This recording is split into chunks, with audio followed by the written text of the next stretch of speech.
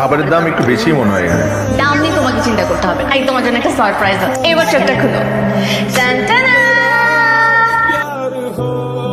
ঘড়িটার দাম 5 লাখ টাকা পিউ। তো তো মানে এত দামি ঘড়ি আমি নিতে পারবো না। সেটা বুঝতেছি, তাই বলে আমি তোমাকে পছন্দ করে কিছু দিতে পারবো না, সেটা তুমি নিবা না? এই পর্যন্ত না হইলে 1000 খানেক সিমেন্ট ড্রপ করছি, ওষুধ নিয়ে বাড়িতে যাইছি। পকেটে একটাও টাকা নেই। আমার তো এই মাসে টিউশনের টাকা এখনো দেয় না। আমার কাছে 200 টাকাই আছে। কিসের কার্ড? তোমার চাকরি হয়ে গেছে। এখন প্লিজ প্লিজ প্লিজ তুমি জবটা করার জন্য রাজি হয়ে তুমি মানে করো, আমাকে অনেক কষ্ট ম্যানেজ করতে প্লিজ প্লিজ প্লিজ। গতকাল রাতে রনি সুইসাইড করতে নিয়েছিল। কেন খেয়েছে? আরে ওই যে বাসা ভাড়া দিতে পারে না, এর লেগে বাইরে অনেক করে মারছে, পরিবারের সবার সামনে অপমান করছে, এই জন্য পয়জন খাইছে। আমার বন্ধুটার বাবা পঙ্গু হয়ে 4 বছর ধরে বিছানায় শোয়া। ছোট ভাই বোনের পড়াশোনা বন্ধ হয়ে গেছে, বাসা ভাড়া দিতে পারছে না। আমার বন্ধুটা সুইসাইড করতে গিয়েছিল। বিশ্বাস করো পিউ, ওর এই চাকরিটা খুব প্রয়োজন, খুব। এটা তুমি ইন্টারভিউ না দিতে গিয়ে তোমার বন্ধুকে পাঠিয়েছো। আরে তুমি এই ইন্টারভিউটা দিতা, তোমার বন্ধুকে আমরা আরেকটা চাকরি দিতাম, আরেকটা ব্যবস্থা করতাম। রঞ্জু সবুজ দোস্ত, আমি চাকরিটা পেয়ে গেছি দোস্ত। আরে রঞ্জু কি বলে, আমি ধন্যবাদ দেবো দোস্ত। তুই আমার জন্য চাকরি পাস নাই, তুই নিজের যোগ্যতায় চাকরি পাইছিস। টাকাটা নিয়ে যা। চপ আলামাতালুর জন্য মিষ্টি নিয়ে যাবি, খালি হাতে যাবি নাকি? তুই কি মানুষ নাকি ফেরেশতা বলতো? আমি তোর বন্ধু, এর থেকে বড় পরিচয় আর কিছু হতে পারে না। ড্যাড হচ্ছে রঞ্জু, যার কথা বলছিলাম। মা, তুমি কি আমাদের জন্য রিজিয়ার মাকে বলে একটু কফির ব্যবস্থা করবে? ও হ্যাঁ হ্যাঁ হ্যাঁ, শিওর শিওর, আমি কফি বলে আসছি। তোমার ভাই অ্যাম্বিশনটা কি একটু বলবে? আপনার মেয়েকে ভালো রাখা। আমার মেয়েকে ভালো রাখতে গেলে you have to earn something. তুমি তোমার চাকরিটা তোমার বন্ধুকে দিয়ে দিয়েছো, কিন্তু কেন?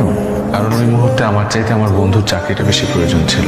জীবনটা হচ্ছে সমুদ্রের মতো, মানে কাউকে স্পেস দিয়ে বেঁচে থাকা যায় না। নিজে বাঁচতে গেলে আগে নিজের প্রয়োজনটা দেখতে হয়।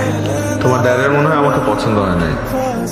এই ছেলে তো কোনো অ্যাম্বিশনই নাই, ছেলেটা খুবই অবস্কিউর, ধোঁয়াশা ধোঁয়াশা, কোনো কিছু ক্লিয়ার নেই। তাহলে এখন কি করবে বুঝতে পারছি না।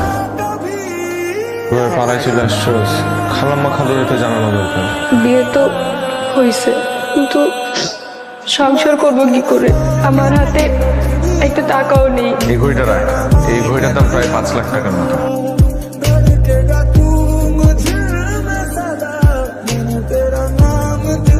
কেন আসছো তুমি এখানে? আমার বাসায় কেন আসছো? 6-7 দিন যাবো তুমি আমার ফোন ধরতেছো। তুমি ধরতেছি না, কেন ধরবো? তোমার ফোন কেন ধরতে হবে? কে তুমি? মানে কয়টা গার্লফ্রেন্ড তোমার? কি বলতেছো? ও কিছু বুঝতে পারতেছো না, কি বলতেছি না? ঘড়ি কই? হ্যাঁ এই কই? হাতের মধ্যে ঘড়ি নেই তো? খুব না বলছিলা সারা জীবন আমার দেওয়া ঘড়ি পরে থাকবা, ঘড়ি কই? ঘড়ি কই?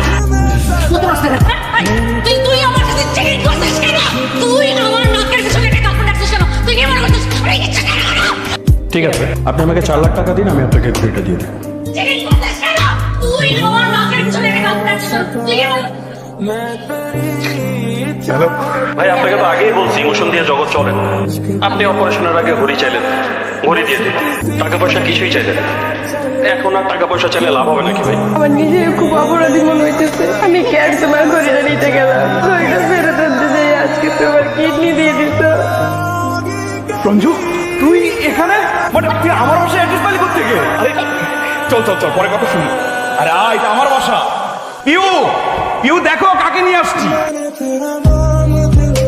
পিউ, এ হচ্ছে রঞ্জু, আমার সবচেয়ে কাছে। আর ও হচ্ছে আমি ভাইয়া খালাতো বোন। চল।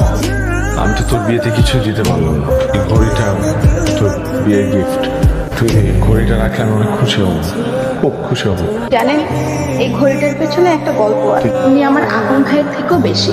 এই ঘড়িটার বিনিময়ে একটা কিডনি হারিয়েছে। এই ঘড়িটা ভাইয়া ওনার গার্লফ্রেন্ড দিয়েছিল। ওনার গার্লফ্রেন্ড ওনাকে ভুল বুঝে খুব অপমান করে, আর ঘড়িটা ফিরিয়ে আনার জন্য ভাইয়া তার একটা কিডনি বিক্রি করে দেয়।